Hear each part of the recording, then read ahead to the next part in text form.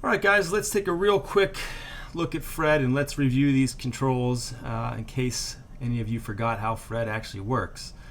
So here we go. Here's Fred. Let's go back to default position. So we got a few different controllers here. 1, 2, 3, 4, 5, 6 basic controllers. This bottom controller with the arrows is primarily how you should move Fred around. All right, so you'll use those ones to move Fred in space. You can also rotate Fred from the base, or you can stretch him up. So those are your transform controls.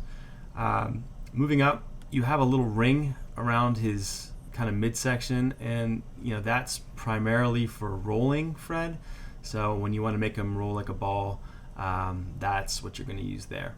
As we move our way up, you're going to see some sets of arrows. All right, the bigger arrows are going to let you kind of squash and stretch.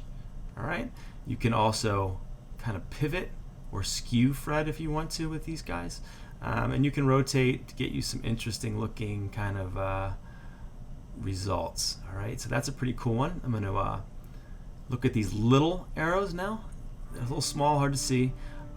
So these guys will let you kind of skew Fred, and you can also maybe like melt Fred. So if you move side to side, you'll notice it's going to kind of melt.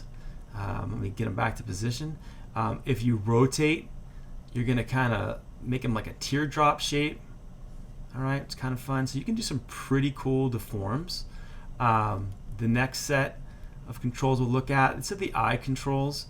They are parented dynamically to the master. So when you move these, the eyeball will track. It will also work along with the master. If you want, you can always come over to dynamic parent here, and you can disable and then enable again if you want that target to go with the master controller. That's kind of up to you.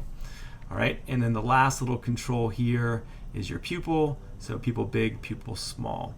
So some pretty cool controls here. He's got a lattice deformer inside of him.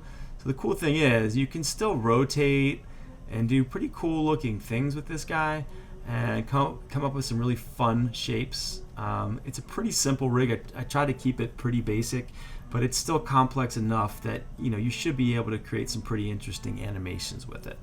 So that is Fred. If you have any questions, you guys can shoot me an email, or you can post on the discussion board, and we'll be in touch soon. All right, thanks, bye-bye.